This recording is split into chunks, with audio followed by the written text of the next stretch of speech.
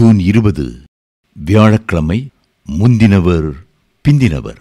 அப்பொழுது அவர் தம்முடைய வலது கரத்தை என்மேல் வைத்து என்னை நோக்கி, பயப்படாதே, நான் முந்தினவரும் பிந்தினவரும் உயிர் உள்ளவருமாயிருக்கிறேன். வெளிப்படுத்தின விசேஷம் 1:17. இயேசு கிறிஸ்துவின் அன்பின் செய்கைகளை பாருங்கள்.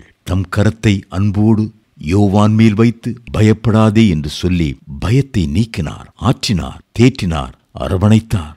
எந்த வலதுகரம் 7 நட்சத்திரங்களை ஏந்திக் கொண்டிருந்ததோ அதே கரம் யோவான் மேல் அன்பாய் அமர்ந்தது. இன்றைக்கும் உங்களுக்காக துளையிடப்பட்ட தழும்புகள் உள்ள கரம் உங்களை ஆற்றி தேற்றி உங்களுக்கு ஒரு அற்புதம் செய்யும். அவர்தான் தேற்றுவது போல தேற்றுகிறவர் அல்லவா? நீங்கள் எருசலேமில் தேற்றப்படுவீர்கள் என்று வாக்களித்தவர் தமது அன்பின் வார்த்தையாலும் வலதுகரத்தாலும் உங்களை தேற்றி எல்லா பயத்திற்கும் நீங்களாக்கி விடுவிப்பார்.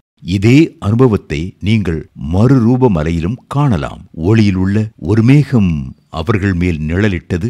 இவர் என்னுடைய நேசகுமாரன், இவரில் பிரியமாயிருக்கிறேன் என்று உரைத்தார். மத்தேயு 17:5. அதை கேட்டு சீஷர்கள் பயந்து முகங்குப்புற விழுந்தார்கள். அப்பொழுது இயேசு வந்து அவர்களை தொட்டு, எழுந்திருங்கள், பயப்படாதீயுங்கள் என்றார். மத்தேயு 17:7. தேவ பிள்ளைகளே, இன்று உங்களுக்கு தொல்லை கொடுத்து கொண்டிருக்கிற பயம் எவை?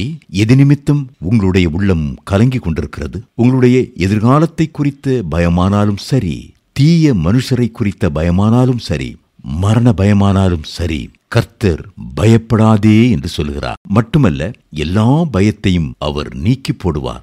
நான் கர்த்தரை தேடினேன், அவர் எனக்கு செவி கொடுத்து என்னுடைய எல்லா பயத்துக்கும் என்னை நீங்களாக்கி விட்டார் என்பதே சங்கீதக்காரனின் சாட்சி. சங்கீதம் 34:4. உங்களை தேற்றும்படி கர்த்தர் தமது நாமத்தை உங்களுக்கு தந்தருளுகிறார். நான் முந்தினவரும் பிந்தினவரும் உயிர் உள்ளவருமாயிருக்கிறேன். வெளிப்படுத்தின விசேஷம் 1:17. ஆகவே பயப்படாதிருங்கள் என்கிறார். இதன் அர்த்தம் என்ன? ஆரம்பத்தில் இருந்த நான் கடைசி வரை உங்களோடு கூட இருப்பேன். ஆதியிலிருந்து அந்த வரை உங்களை வழிநடத்துவேன். உங்களுடைய விசுவாசத்தை ஆரம்பித்த நான் வெற்றியோடு ஓடி முடிக்க உதவி செய்வேன். நான் உங்களுக்கு கட்டளையிட்ட யாவையும் அவர்கள் கைக்கொள்ளும்படி அவர்களுக்கு உபதேசம் பண்ணுங்கள். இதோ உலகத்தின் முடிவு பரியந்தம் சகல நாட்களிலும் நான் உங்களுடனே கூட இருக்கிறேன். மத்தேயு 28:20. ஆகவே பயப்படாதேயுங்கள் என்று சொல்கிறார். நான் முந்தினவரும் நான் பிந்தினவரும் தானே. என்னைத் தவிர தேவன் இல்லை என்று இஸ்ரவேலின் ராஜாவாகிய கர்த்தரும் சேனைகளின் கர்த்தராகிய அவனுடைய மீட்பரும் சொல்கிறார். ஏசாயா 44:6. பிந்தினவர் என்ற வார்த்தைக்கு பிந்தி வருகிறவர் என்றும் தாமதமாக வருகிறவர் என்றும் அர்த்தமல்ல, என்றென்றும் மாறாதவர் என்பதையே அவ்வார்த்தை குறிக்கிறது.